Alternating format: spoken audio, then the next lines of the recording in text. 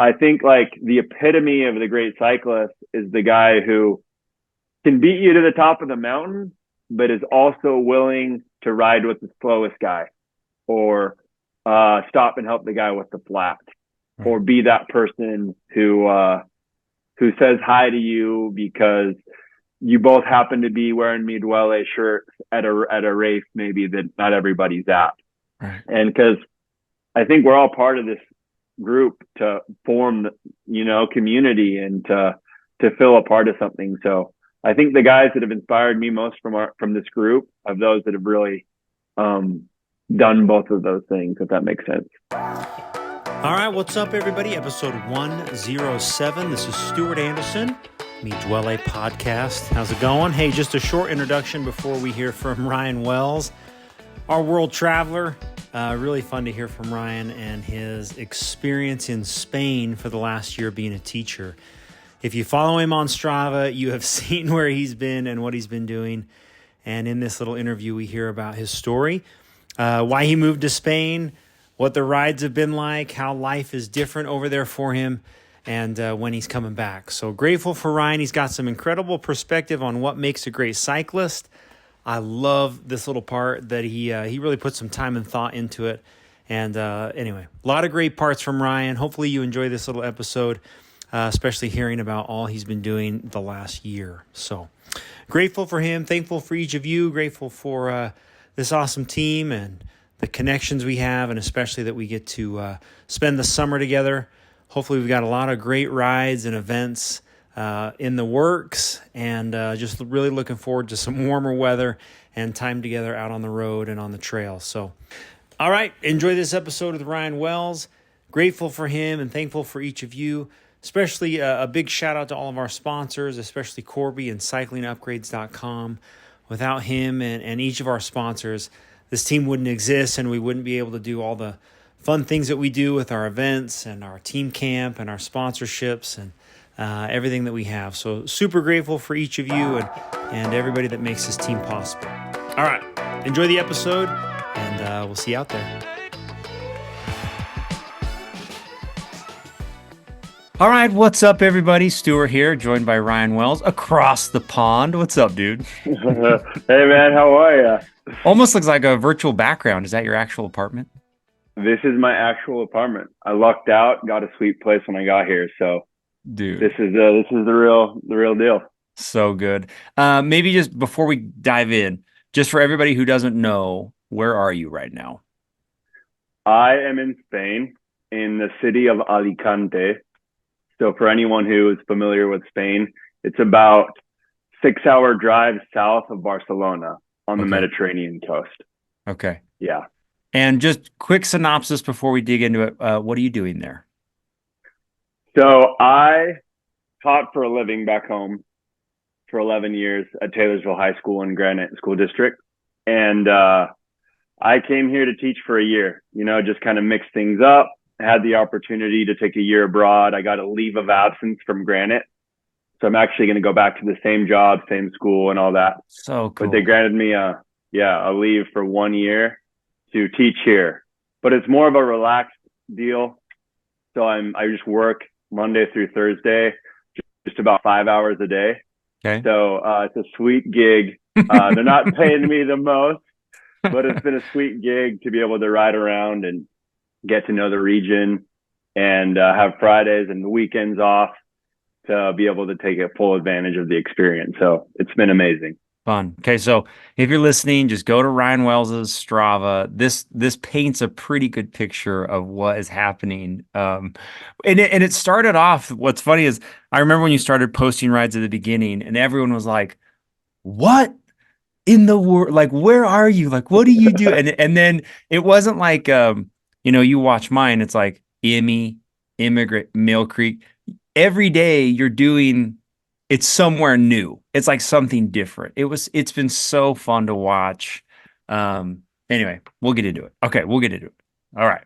Hey, so I got let's see if we have any other announcements. The only announcements I would make is we've got a bunch of long-fingered mountain bike gloves if anybody wants them. So shoot me a message or There's a Google Doc we put out on the group me that has some sizes and everything.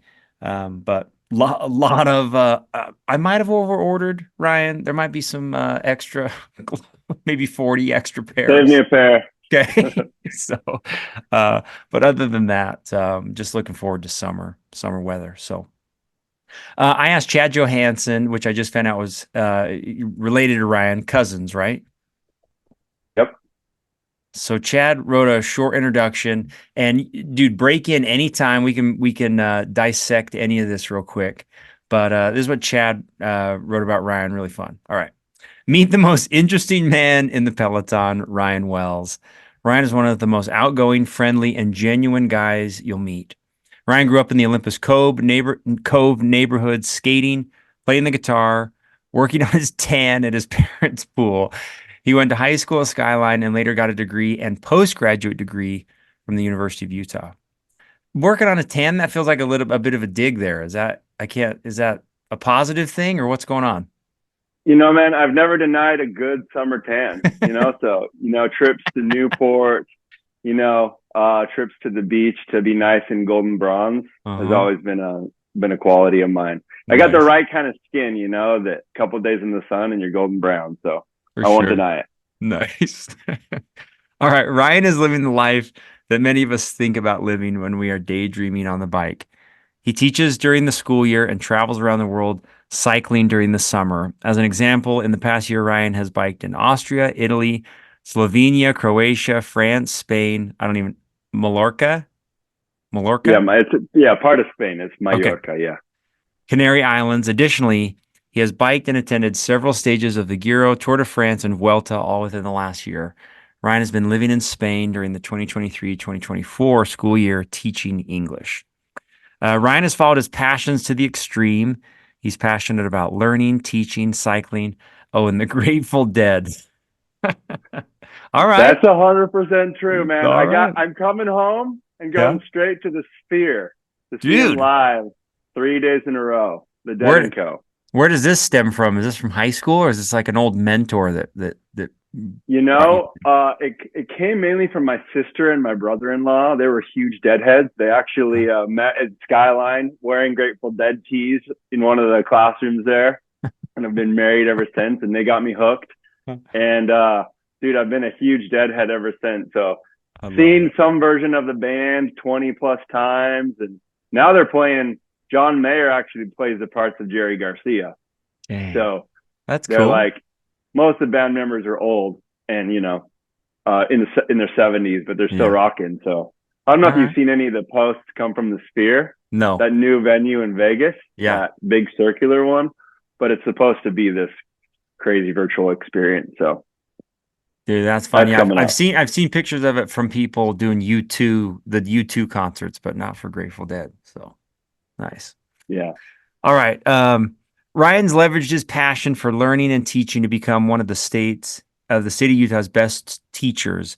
Ryan teaches Spanish at Taylorsville High School. He was awarded Teacher of the Year in Granite School District and nominated as Teacher of the Year by the State of Utah Board of Education. He's followed his passion for cycling to become one of the most consistent and strongest cyclists on the team. Don't let his 27-minute immigration time fool you. Ryan is a freight train. Okay. What does that mean? Dude, sub 30, that's legit. What is he saying? That's like it's kind of a meme. He just knows that I'm jealous of all you guys that got Oh, times in the 24s, okay, 25s, okay, 26. So okay. maybe a little bit of a dig, but I know All he's right. going to help me surpass that when I'm back this summer. So we'll Nice. see. That's fun. All right, he finished on the podium for Loaded last year, and he's charging for the top spot this year. If you're lucky enough to ride next to Ryan, be sure to chat with him about his favorite Dead show or his favorite podcast. He'll chat your ear off. He's a great dude, and I'm stoked to have him as part of the team. Good intro. That's awesome. Hey, wait, Yeah. So I want to talk about your schooling. Can we talk about that? The teacher of the year, and um, can you just talk about that for a sec? yeah, absolutely. So Granite School District has this cool program called Excel. So teachers get nominated, and they pick 10 teachers every year to get recognized as outstanding educators. So I got nominated from a from a student, and then you get put into this big pool of like 100 teachers, and they form this committee, and they come and observe all the teachers that were nominated. You have to like do some written responses and stuff. And then of those 10, of all those 100 plus people that are nominated, I think actually they get like hundreds of nominations. They narrow it down to like 30, and then they go observe everybody, teach, and give them. Yeah, it's actually a really cool process. And then they narrow it down to 10, and those are the Excel Award winners. So they show up to your class one day. You have no idea they're going to be there. They're with your family and friends and former students. It was really an amazing experience. And they do that to 10 educators each year. And then from those 10, they pick one teacher of the year each year. Wow. And then same time they surprise you. Funny enough, if you scroll back on my Instagram a little bit, you'll see me with a Grateful Dead jersey, because they actually surprised me for the Teacher of the Year award at my house. Yeah. And so they coordinated it with my parents, and they had one of it. So, if you're like coming back on Wasatch, you come right past 7-Eleven, up past the gravel pit, and you get back on Wasatch, and you're like headed north. A police officer pulled me over on my bike, and I was with my dad. Like, oh no, what have we done? Yeah. And I just kind of noticed, I'm like, that's the Granite School District Police. Like, what's happening? Like, this is odd, right? And then Dr. Bates, which was the superintendent forever of Granite School District, I saw him get out of the car, and I'm like, what is happening? And then figured out that they'd coordinated with my family and planned it all to pull me over and give me the Teacher of the Year award. Even your dad? Yeah, he knew, man. He knew the whole time. There's a couple different times I'm like, oh yeah, because my dad, he rides a ton. He puts in a lot of miles. But that day it was like in the 40s, and those are days. It's like, this isn't the day you want to go out and ride. Yeah. But he's like, yeah, let's still do it, man. Like, no worries, we'll just bundle up, So I could tell it felt a little bit weird, but we went out because it was during the pandemic. Actually, that's when school ended. Well, let's see here. They announced the whatever happened that year where they shut schools down and stuff. Right. So I got the Excel Award during the school year, but then once we weren't having classes, that's why they had to do it in a slightly different way, because we weren't in school at that time. Anyway, it worked out. And then we ended up riding back to my house, and there was a whole handful of other people there waiting with like a cake and all these signs in my yard and stuff. So kudos to my folks, my sister and her family and everything to organize it all. Good but surprise. Then, because you asked, so they pick one teacher for the District of the Year, and then you go on to compete, I guess, as like the State Teacher of the Year. Okay. So then every single school district nominates their candidate for the year, and I ended up in the top 5, which I was grateful for. I was like one of the finalists. Didn't get the state award, but still super grateful to be recognized out of all the teachers in the state of Utah to at least be a finalist for the state of 2021. So that was really cool. There's another team member who has also won that award. Paul Watson was recognized as Teacher of the Year for Granite School District. I don't know if he won for the state, but he was a band teacher at Wasatch Junior High, and he won that. No way. Pretty cool. Yeah. So that's awesome. Chat him up. That sounds awesome. I had no idea. Very cool, dude. That's great. I'm kind of skipping ahead, but why do you love like the profession you chose? Was this something that you wanted to do for a long time, or how did it come about? Yeah, I think it's all kind of linked. The fact that I'm in Spain because I was teaching Spanish for so many years. Right after high school, went on a mission, learned Spanish in Paraguay, and that kind of lit a fire for me of learning new languages, different cultures, being abroad, traveling. So came home from the mission and like studied Spanish, thought about a bunch of different options, law school, business stuff. And really, I just had the passion for teaching, for helping others learn, and wanted to pursue that. Originally, it was just an interest in the Spanish language and the Spanish culture. But then I learned more about education and how much I like the actual teaching piece of it all. And so that's been a big thing for me in my life. Like just, I think for me, I was always that mediocre student in class, that was kind of getting lost in the clouds a little bit.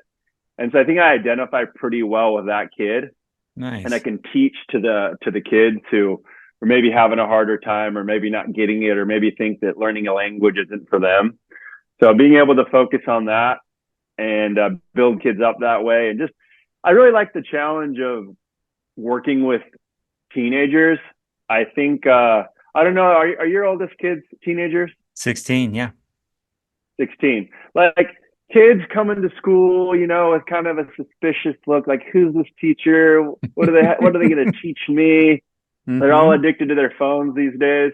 But Mm-hmm. I actually really like the challenge, right? Of saying on one day, like on day one, they're a little bit like suspect, like what's going on? What is this teacher going to teach me? But kind of breaking down that barrier and building relationships with kids and seeing the best in them and trying to believe in them and help them see the importance of learning a new language and a new culture and what that can bring for them. So yeah, it's definitely been a passion. Like Chad mentioned in the intro, always taking advantage of trying to travel abroad, not only for pleasure, but also for learning. And I teach at Taylorsville, you teach a lot of Latino students. So you would think like, oh, they already speak Spanish.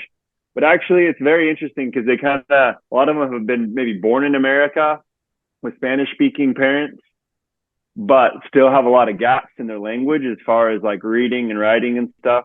So I noticed that if I can say like, hey, like I've been to Mexico, to the area where your family's from, or, I've lived in these places or know a little bit more about your culture than the average teacher, I feel like it breaks down a barrier. You can build some more trust and get them on your side a little bit sooner. So, all those things together have kind of fueled the passion for teaching and travel and education in general. So, So awesome. What about the difference between what are you seeing the difference in the kids from um, teaching Spanish in America to now being in Spain? Are the kids different, the same? Like, how's that different? so funny enough, I had a career in teaching high school Spanish back home, right? But here in the program that I'm in, I signed up to teach high school Spanish or high school English, but they placed me in an elementary school. Okay. So this year I've been with little kids all the way from 3 years old to sixth grade. So I see each group about twice a week for 30 minutes or so. The way that the elementary school classes kind of work there in the little town that I'm in, I have to drive about 40 minutes each day because I wanted to live in the city. Like I'm in Alicante, but I work in a little town called Sax, SAX, which is just like a small town in Spain, which has also had its unique benefits of seeing what that's like. But it's been really interesting just having the time being in an elementary school. I haven't really spent much time in an elementary school since I myself was a student. Yeah. So, and I've noticed like, even though the biggest difference I would say is that younger kids are just so happy all the time, man. Like they're giving you hugs. They're not real troublemakers here. Like the language, I don't think Spanish people blame it on them dubbing all their movies in English. I mean, so when they watch movies here, they watch them in Spanish, like dubbed in Spanish. So everybody says that no one learns English here because of that. But it's been an interesting experience, like seeing how they teach English here and jumping in, trying to support these different English teachers at the school with different lessons and engagement activities and whatnot. I would still say that, they struggle learning, but I'm there to help them practice and do basic stuff. So, it's both been cool being in a different country, seeing how the educational system works here, but at the same time working with younger kids, which I've never done before. So Nice. now I've had that experience, Cool. which has been rewarding. Yeah.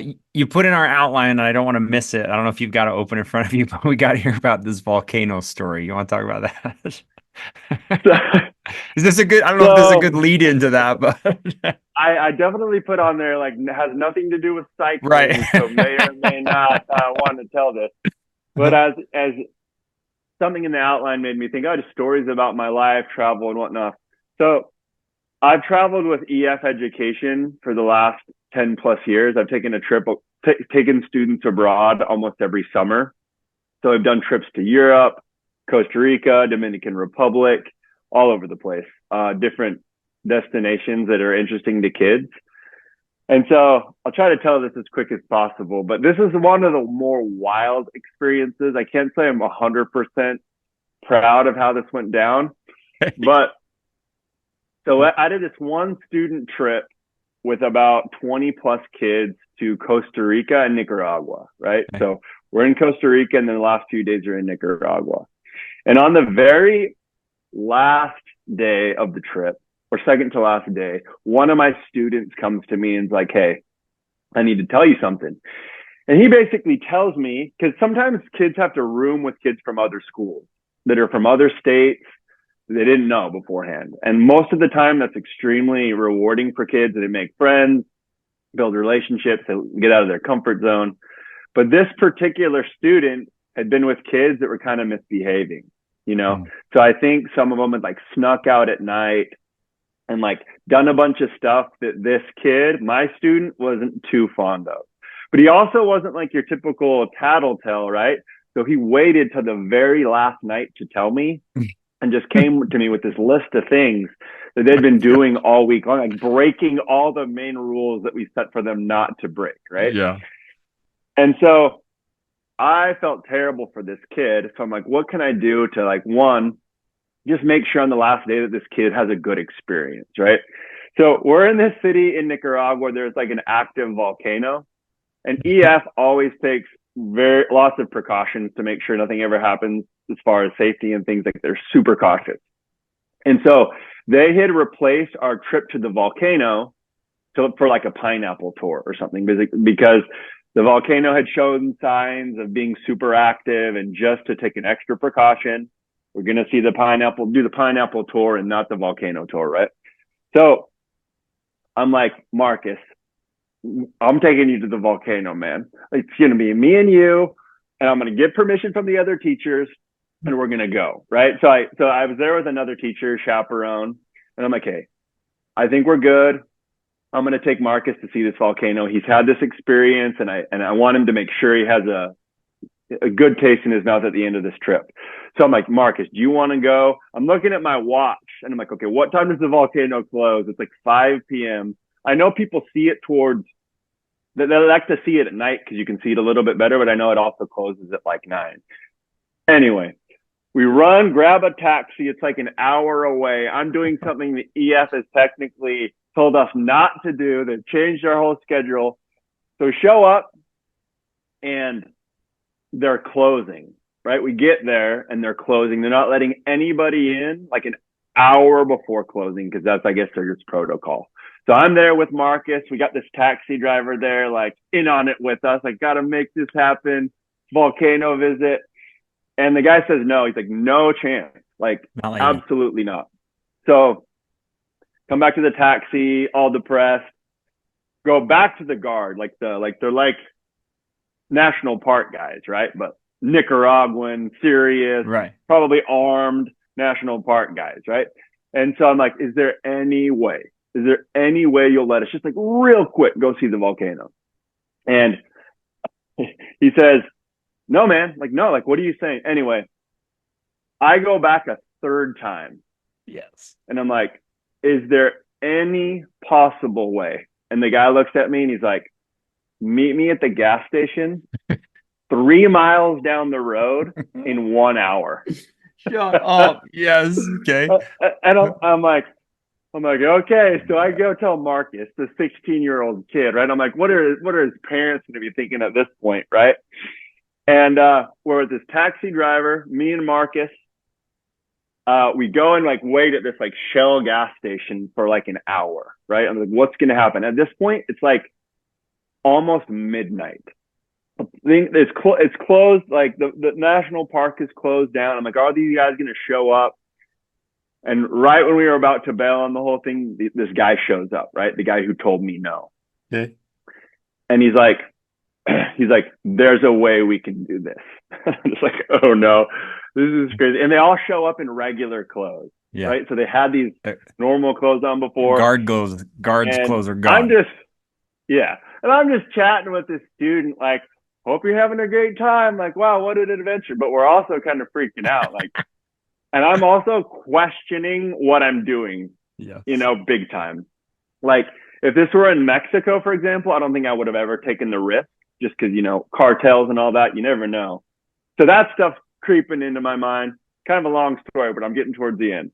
Anyway, I'm already thinking like these guys are going to ask for money, right? Like, I don't know how much money. And because I had told him that at one point, I'm like, dude, can I pay you some money? I just like, we'll pay you double, whatever. Everything's so cheap there anyway. Anyway, basically the guy's like, okay, we're going to sneak you in to this national park, but you're going to have to pay us all. And I'm like, oh no, how much is he going to say? There's 4 guys that were required to get us in. And he's like, you're going to have to pay us all $20 each. I'm thinking he's going to be asking for hundreds of dollars. So I'm like, $80 to make this happen? No problem. So pay these guys off. They basically tell us the plan that they're going to go like they forgot something in the national park. And they were going to pick us up on a side exit right off the freeway. So he told his taxi driver basically what mile marker to stop at. And we were going to go under the guardrail and walk straight into the forest, basically. And I'm just like, geez, this is maybe the worst idea I've ever had, right? Like, how are they going to chop our heads off? Like, what's going to happen here? Anyway, I felt pretty good about it for some reason. So stop at the mile marker. You can like see the red in the clouds from the volcano, like the reflection. Yeah. So I at least know we're in the right region, right? We go right under the guardrail into the weeds or whatever. And sure enough, right on the other side of the sagebrush or the weeds there's one of the guys waiting for us in a truck that they like snuck in. So he's like, and then he starts talking to us in more of a friendly way. He's like, we're going to give you guys the National Geographic experience that no tourist has ever seen. And it's like nighttime. It's like the middle of the night. It's 1 a.m. at this point. Yeah. It's 1 a.m. And pick us up in this truck. We're driving straight through, like literally bushwhacking through this Nicaraguan jungle. Because they had to go in an old road, so they couldn't see. I guess they have cameras and stuff. Anyway, long story short, we show up to the volcano. The guy's like, you got 5 minutes, enjoy. But we're like literally right on the edge. It's like 1 a.m, just like massive lava, flowing. Yeah. It was incredible. And I'm just like looking at this kid like, man alive, like, thank goodness everything has gone over well. Was he terrified, or was he like, oh, I'm on board for this? Was he like, yes? He was on board. He had a pretty good level of Spanish, and he was able to like follow what was going on. Yeah. So saw it, went back through the bushes, went back under the guardrail. The taxi guy was on board, right? Or he was like on board with the whole waiting for us and stuff. Met us there, took us back to Managua or Granada, one of the cities we were in Nicaragua. And it was so funny because the kid was like getting ready to go on a mission too. Yeah. I'm like asking this taxi driver, like, hey, do you know where any Mormon churches are around here? Like, because I'm just also making sure this kid has a good experience. Churches look so different in Latin America. So it's literally like, I swear it's 2:30 in the morning. I'm like, look, Marcus, like, this is what churches look like here. Anyway, we got home super late, but after having had the experience of a lifetime. So it was definitely sketchy, and a lot of bad things could have happened along the way as we were, middle of nowhere in Nicaragua, like with these off-duty guards and stuff. But one of the most wild, fun, crazy experiences that I've had as a teacher. Dude, that kid nominated you multiple times for Teacher of the Year. That's where the nomination came from. Yeah, dude. I know him. I owe him all the credit for that for sure. So good. Dude, fun. Hey, the outline we have, which I think it'd be fun to talk about, you added a bunch of fun stuff about cycling, which I want to get to, but I want to know before we talk about that, the one thing I've been super impressed with watching, the one thing I've loved to watch is you just like found dudes and you just started riding with guys, right? You just started. Can you talk about that? Like, what is it like to be there? Like, are they super serious? Or is it just like, how is it different from the culture here when you're with a group? So you're talking here in Spain, right? I am, yeah. Yeah. Okay.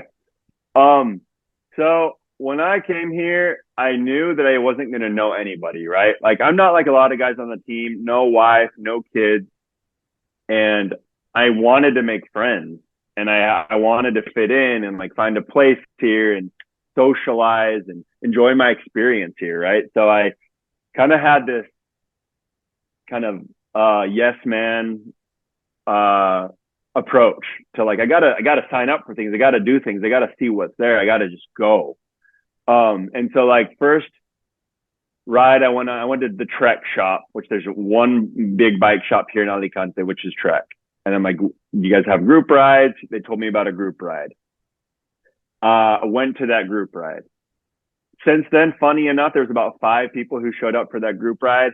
I've since made friends with most of them. They've had me over for meals at their house. It's like they're just so hospitable here, and like they always invite you to things.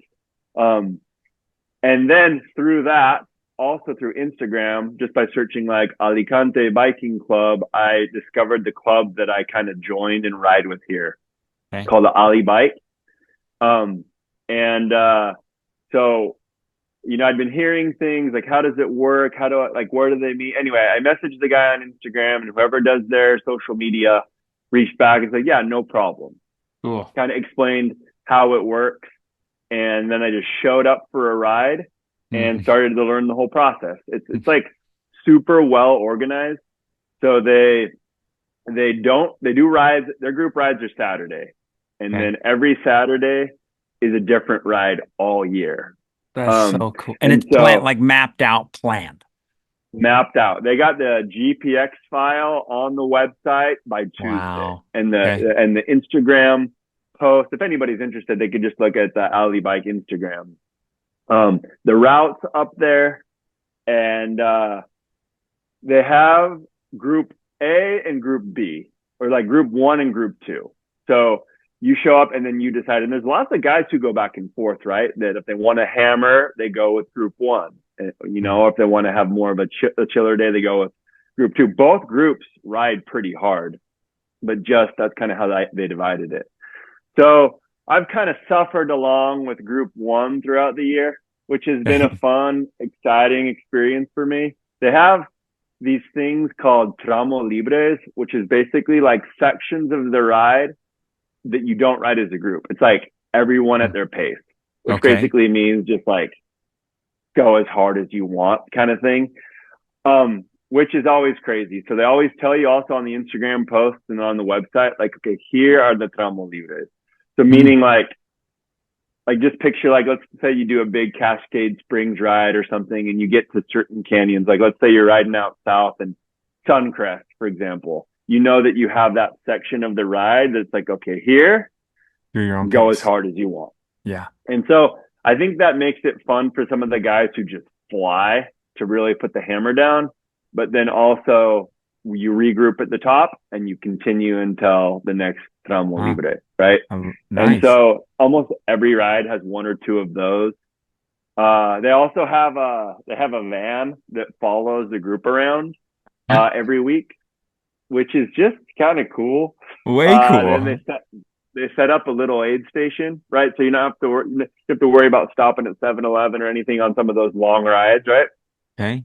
So little aid station halfway through with like your basic stuff, and I think that's covered in like group fees and whatnot. And then if Mm. anybody gets a flat, the van picks them up. They fix the flat in the van, and then they drop them right back off with the Back. group. We don't leave them in Parleys then. You don't just leave them on the side of the Exactly. road. So, man, for me, like since this like the Spanish part, like learn like even though I speak Spanish, it's always a learning process, right? Like it's one thing like going on a mission, and then another thing like talking to these 40, 50-year-old Spanish dudes on a bike about their life in Spain. And so that's been actually super rewarding for me, being able to ride with these guys. Most of the dudes are Spanish. There's a couple international guys from Belgium and a few others. But more than anything, it's been so cool getting to know them and just getting to know the area. Like, the best way I think to describe the biking here is like, none of the canyons are as long as the ones in back home, right? Okay. Like, it's very rare to do like a big cottonwood where you're climbing for an hour 20 or whatever, right? These canyons are like 20, 30-minute climbs, but then they're connected to other parts, kind of like, but we have to do 70 miles if you want to do the PC loop, or if you want to do 100 miles to do Cascade Springs. Here you can connect the canyons and the back roads and make loops a lot quicker or a lot longer. Like, when some of the pro teams train here a lot in the winter, and you can see they're just connecting for days. So you can make it what you want to make it. But good. Overall, I think I'm veering off from what you originally asked, but the people have been super kind.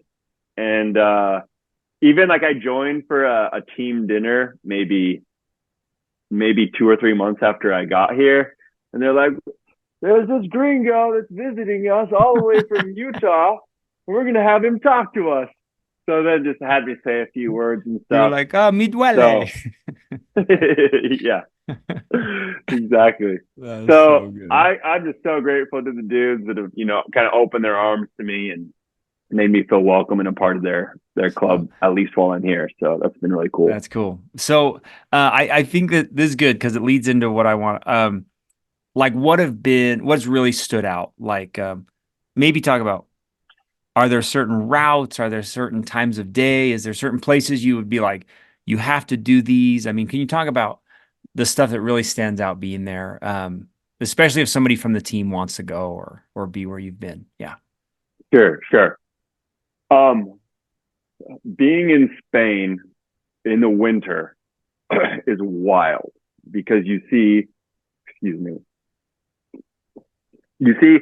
so many pros. Yeah. Like, so many pro teams. There's these cities on the coast, a little bit further away from me. Most of them stay in cities like Calpe or Benidorm or Altea or Denia, and you go out any day and for sure you're gonna see someone wild. And so for me, it's like the mecca of cycling in the winter. So like, literally, I was with that Ali bike group one day. This is probably the most wild one for me. Is I'm just cruising. I happen to be at the front because they ride 2x2, and then you take turns. And literally, you just see UAE. Yeah. Coming. I remember this Strava post. Yeah. And I'm just like looking, and it's literally Tadej Pogacar on the front, and he just like gives you a little peace sign, and I'm just like, holy cow! Like, I could not believe it. And just a flyby. And dude, the same thing happened with Remco. Even when I was with Zach, because we took my car a few days to access some of the rides that are a little bit farther a ride, we literally saw Tade with Wout van Aert, like, just riding along the side of the road. So for me, it's as a fanboy, it's so cool to see those guys all over the place. And then you see a lot of people, obviously, you don't know. You just see the teams riding together. Like, there's this place called, or this hill, this climb called Col de Rates, which is kind of like the Emmy of the area, meaning like, it's not too intense or anything, but that's where people go to like get their PRs kind of thing. Okay. It's actually where Jonas Vingegaard put his name on. Like, I think Jumbo saw his time on that climb at the time and like contacted and signed him straight from that. Wow. If I'm not mistaken. Okay. So you go and just ride those areas, and you just see so many cyclists, and you ride the popular routes, and it's just like a culture. It's a vibe. Like, there's these cycle cafes where you can go and get whatever you want, fuel up. And they just have these pro jerseys all over the place. And so that's been really fun, just as a fan of cyclists.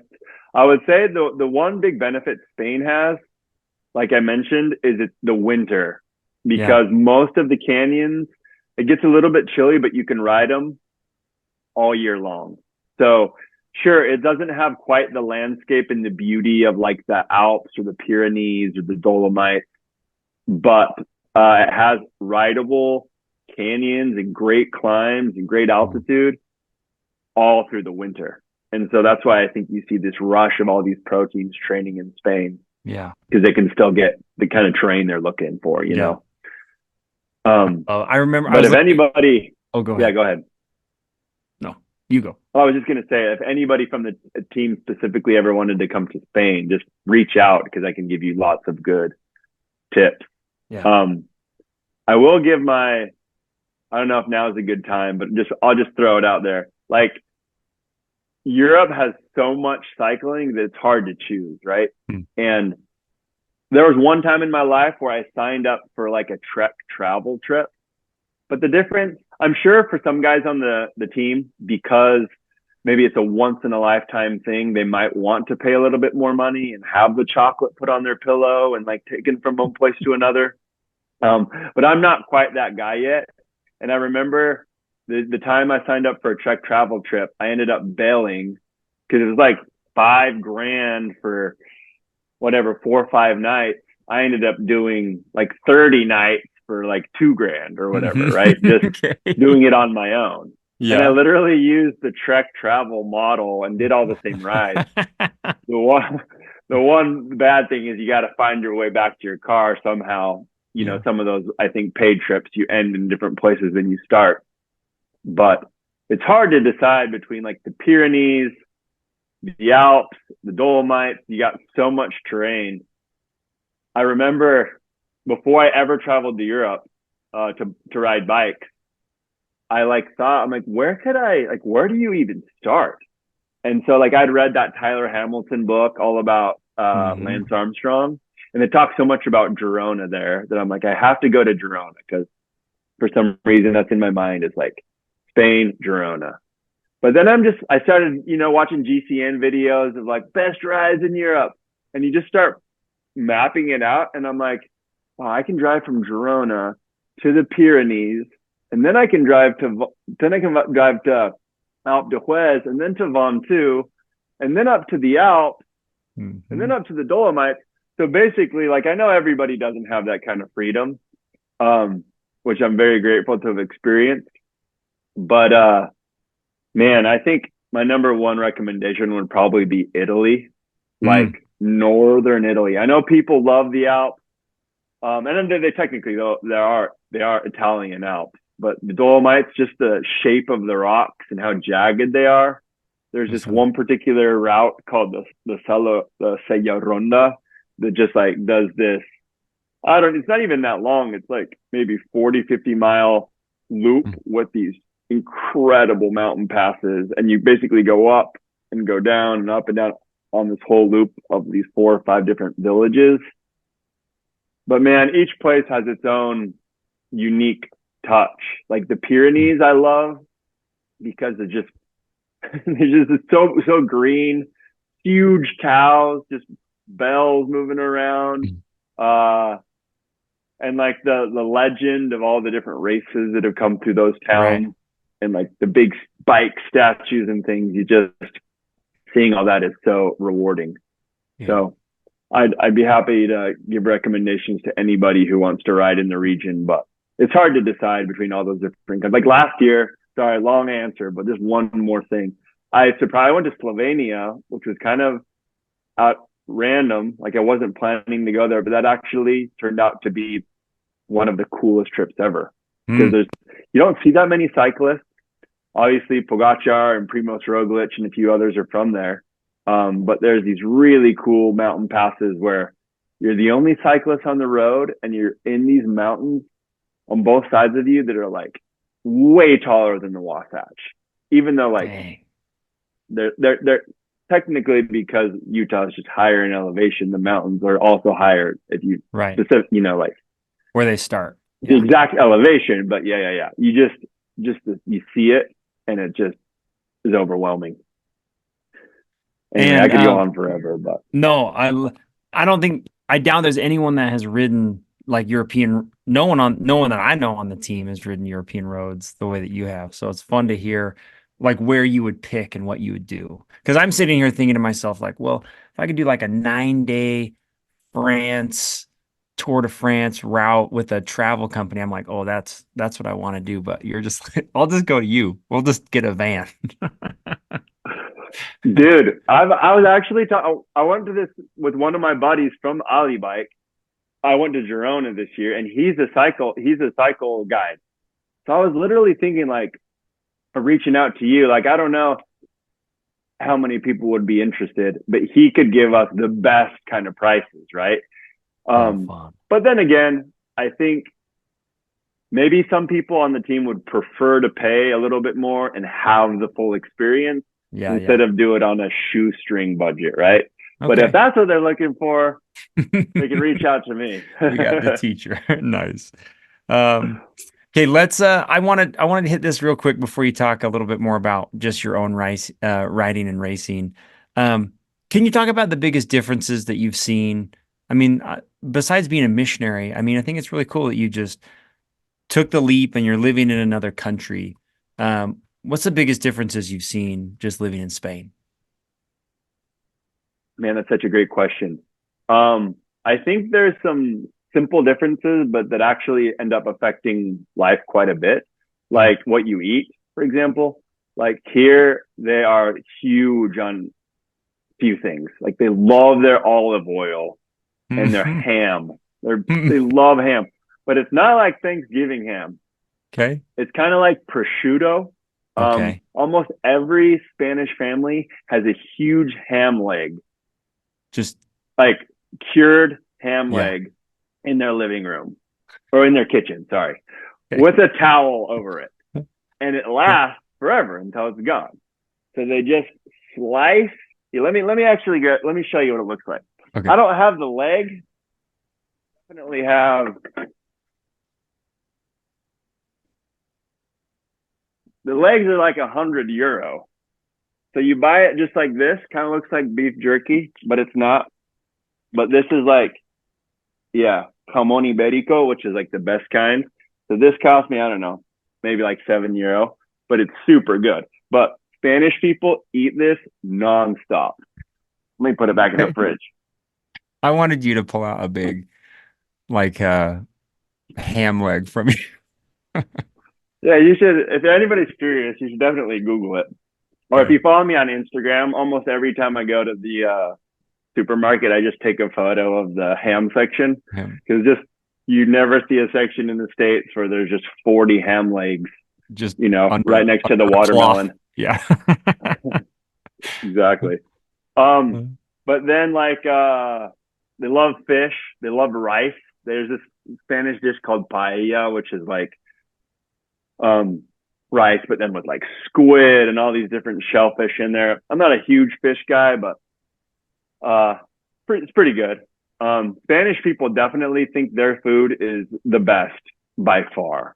So it's always funny when they talk to you, just like, oh, in America, you guys only eat hamburgers, right? And everybody's fat and everybody carries a gun. Like, those are the things they ask me every time. It's always fast food and guns. That's so fun. When I lived in Europe, when I was in Ireland, the kids would always my favorite was when they would try to impersonate an American. Like how we kind of have that standard, like an Australian or like, oh, shrimp on the bobby. When the Irish kids would make fun of us, they'd always go like this. How's it going, guys? That was standard. Oh, how's it going, guys? In this stupid accent. So funny. Anyway, sorry. That is so funny. No, that's hilarious. What else is different? I think, with the food, just to continue with that for a second, like the times a day that they eat, they technically have 5 meals here. They're very proud of their 5 meals. So breakfast and lunch, but then the main meal of the day, they eat at like 2. which is called la comida, right? Which just means the food in English. But then so they eat that at like 2, which is like the biggest meal of the day. Then they have a meal set apart for a snack. You got to have your merienda at like 5 p.m. And then they have dinner at like 10. Like if you go to actually my favorite pizza place opens at like 8:30. So Nice. you show up at 8:30 and you're the first person. You're the only one there Like, until about 10:30. what are they doing? That's Yeah, crazy. don't ask me, but but you go to any restaurant here in the evening and they're at 11 p.m. they're full, which is just kind of wild. And the dinner is just a little bit lighter normal than their big main meal that they eat at like 2. Alicante, where I live, also has the 5th most roundabouts in the world. So many roundabouts, which is just a unique thing about living here. People here are they touch you a lot. Like when you greet people, there's always 2 kisses, at least men to women and men to men handshakes. So you get used to that pretty quick. It's interesting. When I first got here, also with cycling, I thought I got to figure out how to make friends and stuff. So I like had a plan, right? I'm like, go to check out the cycling clubs. I'm going to like go on a Tinder date. I'm going to like go, I don't know if you've heard of the app Meetup, but it's like a place to meet people. So I did all of that my first week. And funny enough, it was actually one of the girls I met on Tinder introduced me to this broader group of friends, who I now consider some of my closest friends here. But some guy created this whole community where people just like posting events, things they want to do, whether it's dinner or whatever, or hang out or a hike or things. So I found it really amazing you just look on, see what people have posted, and you can join any of the events. And that's actually been a way that I've met a ton of people here. So I'm super grateful. I think the lesson learned for me is just like, say yes to everything and like things will go your way. That's awesome. So it's been super rewarding. And now I can say like after 10 months here or whatever, I've made friends both on the cycling team and outside of that I consider, lifelong friends now. Nice. So it's been super rewarding.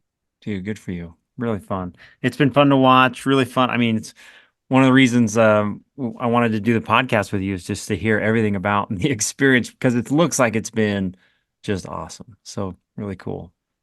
Hey, can we talk for a minute about I asked you about some most memorable days or what would be a perfect day to ride. Can you talk about that? You listed a couple of things here of your most memorable days looking back, just with all the time you've spent on a bike. Can you talk about those for a minute? Sure. I think I got to give a huge shout out to my dad, because he's definitely the guy who got me into the sport. He's always ridden a ton.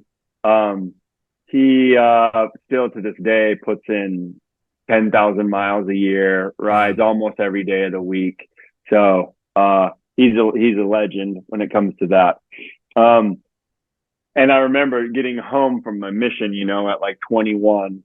I don't know if he even remembers this, but we made this deal of like, he'll buy me a bike if I pay it back to him in miles, because I had, not a cent to my name. I like this deal. Yeah. Yeah, it was a great deal. And so, it's probably $1,000 at that point, and it was just like, okay, I'm going to get into this. So I was kind of a passive rider for lots of years.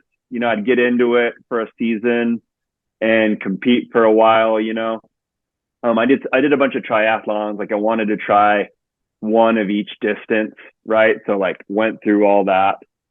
Eventually finished an Ironman, very slow, but like made it happen. Did the Vineman, which was a fun experience, right? But after that, I kind of like retired the running shoes after, dabbling in that for a while. So those are all super memorable days.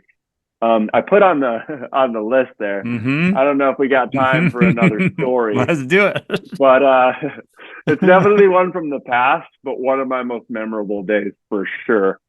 So I think I put on the doc R R-rated, rated. Yeah. R-rated. R rated.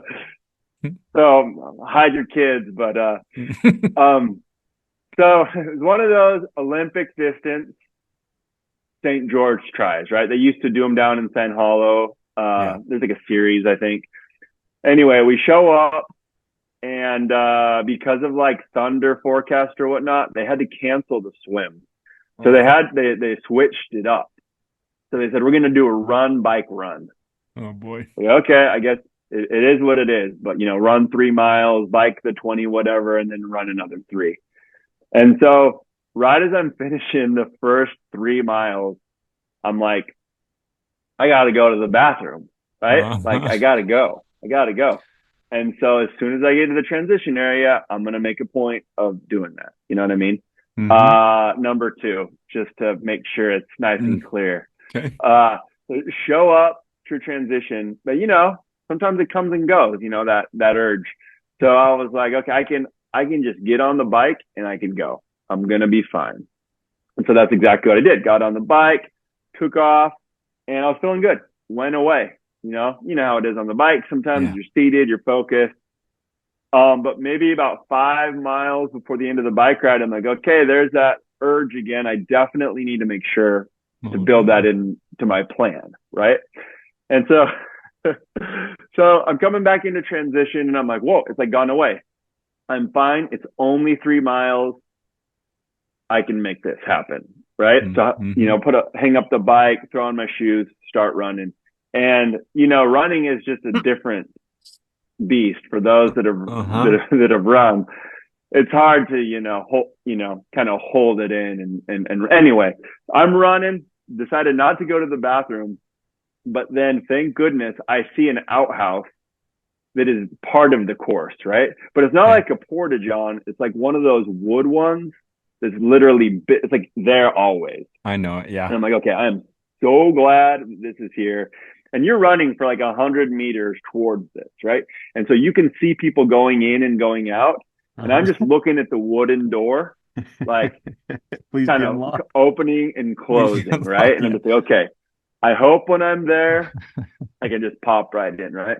So show up. It was like a blessing in disguise, right? That it was there. I had to be grateful. So show up,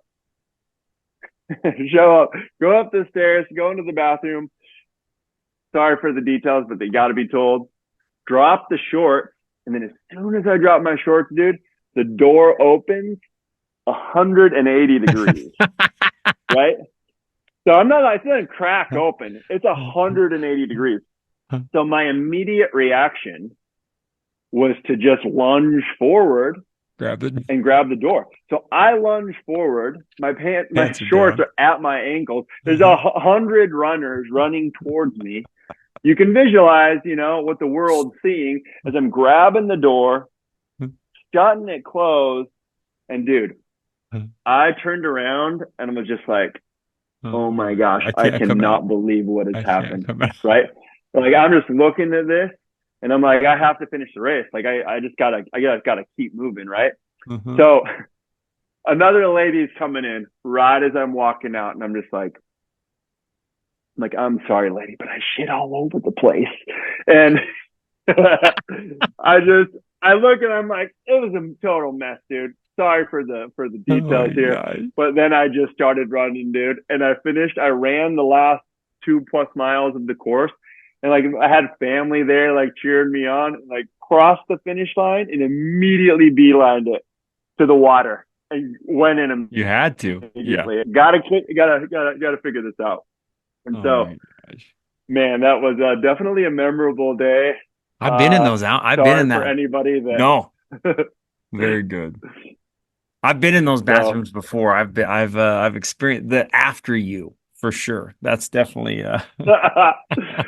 yeah. For anybody that was after me that day, I send my deepest apologies. That's so good. Hey, you put on this outline something that I really love. Because I think about this a lot. I think about what makes somebody good at this sport. I think about what do they like, personality, traits, maybe gifts. And you put something really interesting. Do you want to talk about that? You've been around a lot of cyclists from a lot of different places. What do you think makes somebody good at this? Or I don't know. When you look at somebody, you're like, okay, that guy's got it kind of dialed in. Sure. Yeah. Yeah, I was listening to the podcast you did with Jesse, and it kind of got me thinking about that question. Um, like, what does make a good cyclist, right? Because like we can see the pros just killing it, and obviously they're great cyclists. But I think on the Duole level, on the level we're at, like no one's winning any grand tours, right? Right. Like, absolutely, we got people on podiums, which is so cool. But like, what is a great cyclist? I think is like a combo for me. Is a combo of the cyclist who puts in the effort. I think one thing as someone who doesn't have a family of my own, as far as like wife and kids and stuff, it's been super cool for me to see all you guys sharing your experiences about family and kids and how you work cycling into that. And that's been like such an example for me and guys like me, like that aspire to that in the future. But I think cycling with the time that you have, you put in the time and you work hard to get your numbers, to eat right, to stay informed. If you're the interval guy and trying to get faster, doing that, putting in those hours. But then also, I think just the kindness, reaching out to another person, inviting someone on your group ride, maybe seeing the new guy. Obviously, I wasn't able to come to camp this year, but it seems like there's so much growth in Duole every year, and obviously it's still hard to get away from like the core group that one may ride with. But just extending the invite to another person, or on the Monday Duole ride, like being the guy who rides with the new guy who maybe doesn't have someone to necessarily chat with, and getting to know them in that context. And just waving, man, as simple as it is, right? I think from hearing you guys talk over so many podcasts and things, like the ethos that the team is trying to promote is that of kindness and inclusivity, and that of being an example. And so I think just like waving to folks, being inclusive, riding with a smile, being friendly.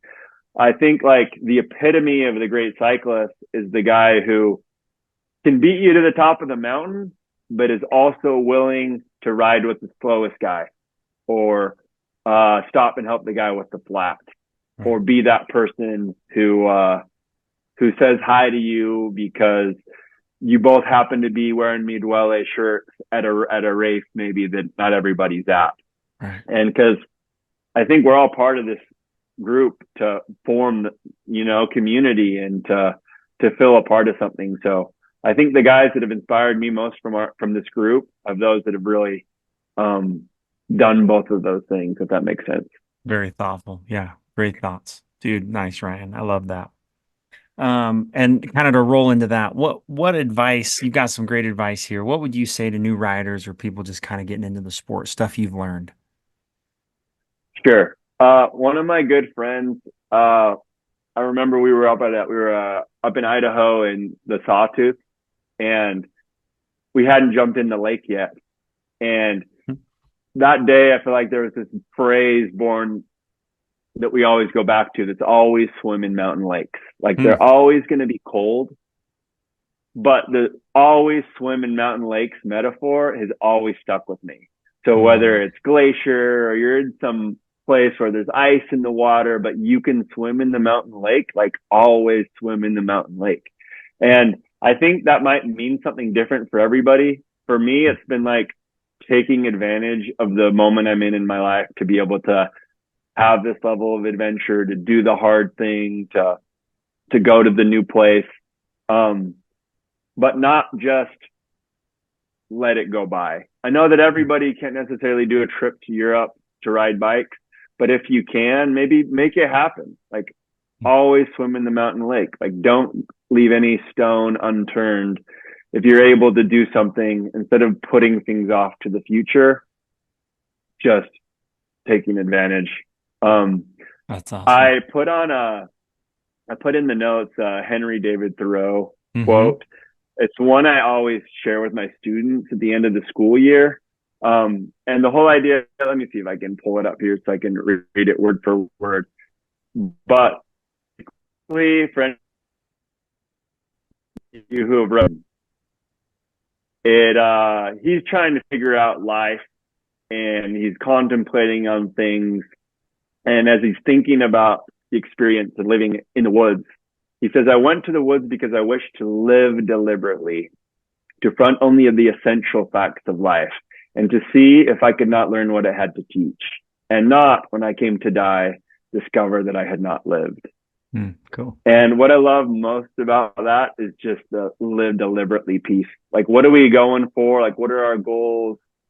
How can we live deliberately? I think we're all guilty of just like letting life kind of take over, right? And like, you got to take the kids somewhere. You got to do this thing. There's all these things you got to do. And in my study of education, like through my life, one of the most fascinating things, because I did train to be a principal. It's kind of funny because I was going to either be a principal or move to Spain. And I'm like, I'm going to move to Spain. And because I being a principal just is a different kind of thing that I might consider one day. But one thing I learned in leadership school is that managing and leading are two very different things. And I think leading has to be very intentional and very deliberate, where we can all manage things to some extent, right? But leading and inspiring requires people to be more deliberate. And so I really like that quote because it helps me think like, okay, how am I going to live my day with intention and be more deliberate in how I approach things? And so I think that, with the metaphor of always swimming in mountain lakes, stay with me and help me, live intentionally. That's awesome. I love it. Very cool. You want to tell everybody about your favorite podcasts? Sure. I just threw them on there because, advice to new riders is I've learned a lot from a bunch of podcasts because I'm a podcast guy, either whether I'm riding the bike or cleaning the house or walking around. If you haven't heard of it, the Ask a Cycling Coach podcast, the Roadman Cycling podcast, What's Occurring, which is done by G. Thomas. Okay. It's hilarious, man, because like he literally uploads episodes the same day he rides in the Giro. Like rides in the Giro. And if you watch the clips on Instagram or YouTube, he's like in massage, just getting his legs rubbed down, talking about the day on the bike. Cool. He's like, and just with his English accent, like, he's Poggy. So funny. Yeah. Yeah. Like Poggy won again. We just can't catch up the guy. And then the move, honestly, the Lance Armstrong podcast is fun, especially during the tour to hear their breakdown and stuff. So, yeah. I like all those podcasts because they've helped me as an amateur guy, just trying to figure the sport out as far as like nutrition and carbs and how to fuel and how to train. Right. They've been super helpful and informative. So I just threw them on there. Those are good. I've never heard of that What's Occurring. I'm going to check that one out. That's good. Cool. All right, man. What's coming up? When do you move back? You've got some races listed and stuff. So what's happening here this summer? Sure. Yeah. I am coming back the first part of July. So, kind of sad after having done this whole thing, but I think, as much as I've loved living here, my heart's kind of in Utah, and the job that I've taken here, it was a little bit more relaxed and isn't going to pay the bills forever. So, I'll go back to, I own a home in Holiday, so I'll be able to kick out my renters and, move back in, and hopefully see you guys in the first part of July for a Monday morning ride. Nice. I'm doing a couple races here. They're kind of more Grand Fondo style races. One's coming up a week from Saturday called the Aitana Tour, which is just a lot of this area around here. And then there's kind of this big, more well-known ride called La Quebranta Huesos, which is like loaded kind of style. I put that on there as a comparison, but it's like, I don't know, 140 miles maybe, and a bunch of elevation. So that'll be fun. It's like through northern Spain and southern France. And then just some local rides back home. So I'm excited to do the Canyons Challenge, and I'm going to do the Mirror Lake one, and then obviously Lodija. Nice. I'm a roadie. I know you and Jesse were talking about how it's nice to switch it up, but I still haven't jumped on the gravel or mountain. I mean, I have a mountain bike, but I never really use it. Yeah. So I'm excited to do those road Those are great. rides and stay as active as possible. Definitely nice to have those to motivate the training, you know. That Mirror Lake, that is tough. That's a tough day. I think that might even you could challenge that as hard as a day at loaded you. That's a tough ride. Yeah, that just pounding, like starting with the forever climb, you know. Mm-hmm. That's a fun ride. Nice. Right. It is the one thing that always happens at the end of these as we wrap up is it's a reminder that I don't know. You know, we started the podcast with an idea like, hey, get to know each other, kind of learn each other's stories. But man, it's like I wish this is why it's so awesome to go on a ride. It's like, dude, we could have 4 or 5 hours together talking about the same stuff, which is kind of what I hope these inspire is, hey, when I was listening to your podcast, remember you talked about your favorite routes and spent like, tell me more. Like, so it's fun you shared a little, but I feel like we haven't really talked about anything. Like feel like there's so much more to talk about. So I'm thankful you spent some time. I didn't even ask what time is it where you are? Is it 8? It's 7 p.m. Yeah. Okay. Yeah. So we're 8 hour, 9 hours apart. So crazy. Well, Yeah. right. Thanks so much, thanks man. for reaching out. No, I'm grateful it's you're been fun chatting. good. And we're looking forward to having you back. Although I still love looking at all your posts. It's like my favorite thing to see where you go today. So it's Well, awesome. I'll always still have the summers off as a teacher. So whoever's trying to do the next summer European cycling trip, have them reach out, and we'll lead the Duole trip abroad effort. Hey man. Hey, thanks, Ryan. Appreciate your time today, man. Yeah, thanks too. Peace out.